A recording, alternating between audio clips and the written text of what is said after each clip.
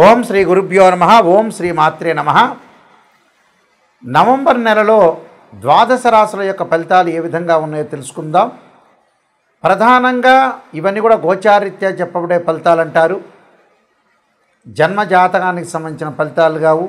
గోచారం అనేది కూడా ప్రధానంగా చూసుకోవాలి. ఒక 20% మనకి సపోర్ట్ చేసే అవకాశాలు ఎక్కువగా ఉంటాయి. కాబట్టి బర్త్ చార్ట్కి గోచారానికి చాలా లాట్ ఆఫ్ డిఫరెన్స్ ఉంటుంది. బర్త్ చార్ట్ చాలా ప్రధానమైంది, అయితే గోచారం కూడా ప్రధానమైందని చెప్పుకోవచ్చు. ఎంత కృషి చేసినా ఆవగిందంత అదృష్టం ఉండాలంటారు. అలానే వితిన్ నిమిషంలో సెకండ్లలో కూడా మన జీవితం అనేది మారిపోయే అవకాశాలు అనేవి ఖచ్చితంగా ఉంటాయి. కాబట్టి ప్రధానంగా మన గ్రహ వీక్షణం ఏ విధంగా ఉంది, గ్రహ సంచార వీక్షణం ఏ విధంగా ఉందో ఒకసారి తెలుసుకుందాం.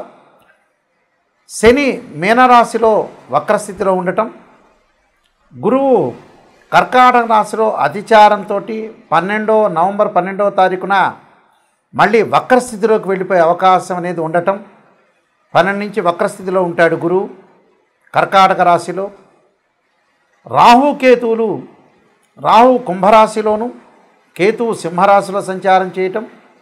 బుధుడు వక్రస్థితిలో ఉంటాడు నవంబర్ 10 నుంచి మరి 23 వరకు కూడా వృశ్చిక రాశిలోను, 23 తర్వాత మళ్ళీ తులారాశిలో సంచారం చేయటం.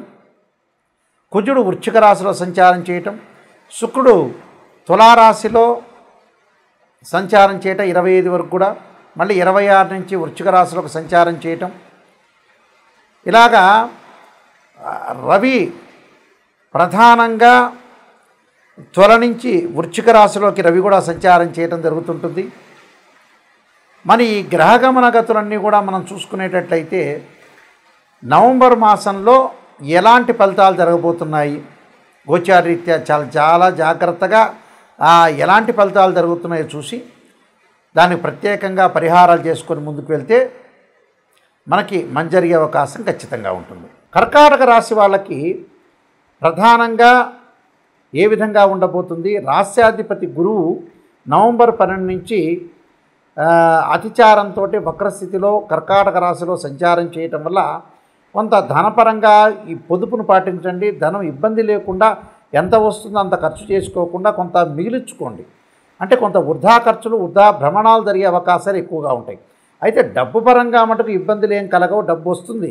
ఖర్చులో కొంత పొదుపు పాటించండి. దానికి కారణం ఏంటంటే శుక్రుడు సుఖాన్ని, భోగాన్ని, సౌఖ్యాన్ని, లగ్జరీని ఇచ్చేవాడు శుక్రుడు. ఇక్కడ ఈ రాశి వాళ్ళకి ముఖ్యంగా వచ్చే లాభాధిపతితో పాటు చతుర్థాధిపతి అయిన శుక్రుడు వీళ్ళకి ప్రధానంగా ఒక మంచి స్థానంలో, చతుర్థ స్థానంలో ఉండటం వల్ల కూడా వీళ్ళకి లాభాలు కలుగుతాయి. ప్రేమించుకున్న యువతీ యువకులు పెద్దలు నొప్పించి వివాహం చేసుకునే అవకాశాలు ఎక్కువ ఉంటాయి. అలానే ఫైనాన్షియల్ పరంగా డెవలప్మెంట్ అనేది ఉంటుంది బాగా. ఆర్థిక పరంగా సమస్యలు అంటే రుణాలు తీర్చుకునే అవకాశాలు ఎక్కువ ఉంటాయి. రుణ బాధలు తగ్గే అవకాశాలు ఎక్కువగా ఉంటాయి. అంటే ఆర్థిక పరంగా వృత్తి, ఉద్యోగ, వ్యాపార రంగాల్లో వాళ్ళకు అనుకూలంగా ఉంటుంది. నూతన వ్యాపారాలు కూడా వాళ్ళు ప్రారంభమైతే చేయకూడదు, కానీ ఉన్న వ్యాపారంలో కొన్ని వస్తువులు బాగా పెంచి ముందుకెళ్ళటం అనేది వెళ్తే వీళ్ళకి మంచి అధిక లాభాలు వచ్చే అవకాశాలు ఎక్కువగా ఉంటాయి. అలానే ద్వితీయ స్థానంలో కేతు యొక్క ప్రభావం వల్ల భార్య భర్తల మధ్యలో సర్దుబాటుతనము, డిఫరెన్స్ ఆఫ్ ఒపీనియన్స్ లేకుండా భర్త ఒక మాట అంటే భార్య ఒక మాట అనుకొని సర్దుకొని పోవాలి. సర్దుకొని పోతేనే వీళ్ళకి కుటుంబ పరంగా ఇబ్బందులు లేకుండా బంధుమిత్రులతో కొంత సహనంగా ప్రవర్తించి ముందుకు వెళ్ళటం చాలా మంచిది. అలానే శని యొక్క ప్రభావం, శని భాగ్యస్థానంలో ఉంటాడు. అంటే శని భాగ్యస్థానంలో ఉండటం వల్ల ఆరోగ్యపరంగా దీర్ఘకాలిక వ్యాధులు రాకుండా కొద్దిగా అప్రమత్తంగా ఉండటం చాలా మంచిది. అలా రాహు యొక్క ప్రభావంలో కూడా విదేశాలకు వెళ్ళలేకపోవటం, విదేశాలకు వెళ్ళాలనుకుంటే ఆలస్యం కావటం, విదేశాల్లో ఉద్యోగాలు రాకుండా కొన్ని ఇబ్బందులు గురే అవకాశాలు ఎక్కువ ఉంటాయి. అయితే డబ్బు పరంగా ఇబ్బందులు ఏమీ ఉండవు, కానీ వృత్తిపరంగా కొంత ఇబ్బందులు రాకుండా చూసుకొని ముందుకెళ్ళటం అనేది చాలా ఇంపార్టెంట్. అలానే కుజుడి యొక్క ప్రభావం వల్ల సంతానపరంగా కొన్ని ఇబ్బందులు రాకుండా, అలానే సంతానం చదువుకోవటంలో కొంత అశ్రద్ధ ఉండటం, మిగతా వ్యాపకాల విషయంలో పిల్లలు వ్యాపకాలన్నీ కూడా తగ్గించుకొని చదువు పట్ల శ్రద్ధ పెట్టి ముందుకెళ్ళటం మంచిది. రవి యొక్క ప్రభావం వల్ల ఉద్యోగపరంగా ఇబ్బందులు లేకుండా ఏదైతే లౌకిక జ్ఞానంతో అలానే ఉద్యోగం చేస్తున్న ఉద్యోగాన్ని మానుకోకూడదు.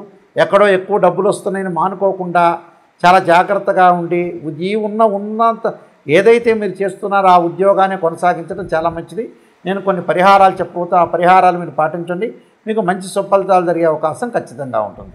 ప్రధానంగా ఈ నెలలో ఫైనాన్షియల్ పరంగా, ఆర్థిక పరంగా ఇంకా డెవలప్మెంట్ చెందాలంటే కుబేర మంత్రాన్ని చదవండి. అలానే బృహస్పతి యొక్క అనుగ్రహాన్ని పొందండి. ఓం యక్షాయ కుబేరాయ వైశ్రవణాయ ధనధాన్యాధిపతే ధనం ధాన్యం సమృద్ధిమే దేహిమే దాపైస్వ అనే మంత్రాన్ని చదవండి. అలానే దేవానాంచ ఋషీనాంచ గురుకాంచన సన్నిపం బుద్ధిమతం త్రిలోకేశం తం నమామ్యం బృహస్పతిం అనే మంత్రాన్ని చక్కగా చదువుకోండి. సుబ్రహ్మణ్య స్వామి అనుగ్రహానికి పొందడానికి తత్పురుషాయ విద్యే మహాసేనాయ ధీమే తన్నో షణ్ముఖ ప్రచోదయాత్ అనే మంత్రాన్ని చదవండి. అంటే వాహన ప్రమాదాలు అని ఆరోగ్యపరంగా ఇబ్బందులు కలగకుండా ఉండటానికి అంగారకుడి యొక్క గాయత్రి మంత్రాన్ని, సుబ్రహ్మణ్య స్వామి యొక్క ఆరాధన చేయటం. ఉద్యోగపరంగా ఇబ్బందులు పడుతున్న వాళ్ళు ఖచ్చితంగా గోధుమలు దానం చేయండి. గోధుమలతో పాటు ఆదిత్యాయుజ్ఞ సహస్రకిరణాయ ధీమే తన్నో భాను ప్రచోదయాత్ అనే మంత్రాన్ని, సంతానం లేని వారు తప్పకుండా సంతాన పాశుపతాస్త్ర రుద్రాభిషేకము, సంతాన గోపాలకృష్ణ మంత్రం చదవండి. వివాహం కాని వారు తప్పకుండా ఖచ్చితంగా వివాహం కాని వధువులు ఎవరైతే ఉంటారో ఆడపిల్లలు వరపాశుపతాస్త్ర రుద్రాభిషేకం, అఘోర గౌరీ పాశుపతాస్త్ర రుద్రాభిషేకం, అబ్బాయిలైతే కన్యా పాశుపతాస్త్ర రుద్రాభిషేకం చేసుకోవటం చాలా మంచిది. ఆరోగ్యపరంగా ఇబ్బందులు ఉన్నవాళ్ళు శరీరే జర్జరీభూతే వ్యాధిగ్రస్తే కళేబరి ఔషధం జాహ్నవీతోయం వైద్యో నారాయణరి అనే మంత్రాన్ని చక్కగా చదువుకోండి. అయితే ప్రతి సమస్యకు ఒక పరిష్కారం అనేది ఉంటుంది. మీరు నా నెంబర్కి మీరు ఫోన్ చేయొచ్చు, విషయాలన్నీ కూడా తెలుసుకోవచ్చు.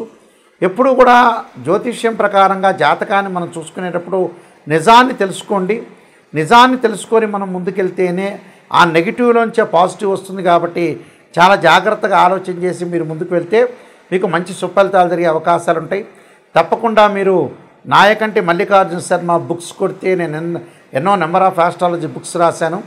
కాలసర్పయోగము, కాలసర్పయోగ చంద్రిక, రాహుకేతులు, ఛాయాగ్రహాలు, అలానే స్వప్నశాస్త్ర ఫలదీపిక, పుత్రగణపతి వ్రతము, జాతక చంద్రిక, వివాహ మార్తాండము, అలానే బృహత్ పరిహార సింధు, సర్వదేవతా గోత్రపురులు, ప్రొడక్షన్ ఆఫ్ ఆస్ట్రాలజీ, అలానే నెంబర్ ఆఫ్ ఆస్ట్రాలజీ బుక్స్ రాశాను. ఆ బుక్స్ కూడా మీరు చదువుకోవచ్చు. తప్పకుండా మోహన్ పబ్లికేషన్ వాళ్ళ దగ్గర దొరుకుతాయి. మా దగ్గర కూడా ఈ పుస్తకాలన్నీ కూడా లభించే అవకాశం అనేది ఒకటి ఉంటుంది. ప్రతిదానికి కూడా ఒక పరిష్కారం. ఏదైనా సరే మీరు రాశి ఫలితాలు చూస్తున్న వ్యక్తులు ఎవరైనా ఉంటే వాళ్ళు తప్పకుండా నెగిటివ్ నుంచే పాజిటివ్ రండి. అయ్యో నాయకంటి గారు ఇలా చెబుతున్నారని బాధపడద్దండి, నిజాన్ని చెబుతాను. నిజం చెప్పడం వల్ల దానికి ఒక పరిష్కార మార్గం కూడా ఉంటుంది. ఒక రోడ్డు మీద ముళ్ళు ఉన్నాయి, ఆ ముళ్ళను తీసుకొని మనం ఎట్టి పరిస్థితుల్లో కూడా ముందుకు వెళ్ళాలంటే తప్పకుండా కొన్ని నియమాలని పాటించాలి. తప్పకుండా మీరు ఏదైనా ఉంటే నా కాంటాక్ట్ నెంబర్కి ఫోన్ చేయొచ్చు. ఇంకొక ముఖ్యమైన విషయం, www.nayakanti.com కానీ nayakanti.in కానీ మీరు చూడండి. ఒకసారి చూస్తే మీకు ఏదైనా విషయాలు తెలుసుకోవాలనుకున్నా నా కాంటాక్ట్ నెంబర్కి మీరు ఫోన్ చేసి తెలుసుకోవచ్చు. ఎట్టి పరిస్థితుల్లో కూడా తెలుసుకొని మీరు ముందుకు వెళ్ళచ్చు. నిజాన్ని తెలుసుకోండి. ఎందుకంటే వెల్ క్వాలిఫైడ్ పర్సన్ సంప్రదించండి, నిజాన్ని తెలుసుకోండి. ఈ కాలంలో భార్యాభర్తల యొక్క సమస్యలు, హెల్త్ పరంగా ఉండే సమస్యలు వస్తాయి. చాలామంది కూడా వధూవరుల యొక్క పొంతం చూసేటప్పుడు 18 గుణాలు వచ్చినా చూసుకుంటుంటారు. వాస్తవంగా అయితే గ్రహమైత్రి, రజుదోషము, నాడీ దోషము, వేదాదోషము, శ్రీదీర్ఘకోటమి, తారాఫలం ఇవన్నీ కూడా చూసుకుంటుంటారు. కానీ ఇన్డెప్త్గా రాశిచక్రము, భావచక్రము, నవాంశం చాలా ఇంపార్టెంటు. ఇది వివాహానికి. అలానే సంతానం కలగలేదంటే రాశిచక్రము, భావచక్రము, సప్తమాంశం చూడాలి. ఉద్యోగపరంగా ఇబ్బందులు కలుగుతున్నాయంటే రాశిచక్రము, భావచక్రము, దశమాంశ చక్రాన్ని చూడాలి. ఇలా మనకి D16 చార్ట్స్ చాలా ఉన్నాయి. ఇలాంటివన్నీ కూడా మ్యాథమెటికల్ క్యాలిక్యులేషన్ చేసి ఉచ్చ, నీచ, ద్వాదశ భావాలు, రాశ్యాధిపతులు, ఏదైతే ఆ గడిలో ఉన్న ప్లానెట్, ఇవన్నీ కూడా ఎన్నో మనం జాతకపరంగా ఎన్నో ఎనాలిసిస్ చేసి మాత్రమే జాతకాన్ని చెప్పాలి. కానీ మిడిమిడి జ్ఞానంతో చెప్పేవాళ్ళు ఎప్పుడూ కూడా చాలామంది కూడా పొరపాటు పడుతున్నారు. నిజాన్ని తెలుసుకోండి. ఎవరైనా సరే నా దగ్గరికి వచ్చేవాళ్ళు జాతకాన్ని సంప్రదించండి. జాతకాన్ని సంప్రదించేటప్పుడు తప్పకుండా ఒక వాయిస్ రికార్డింగ్ అనేది పెట్టుకోండి.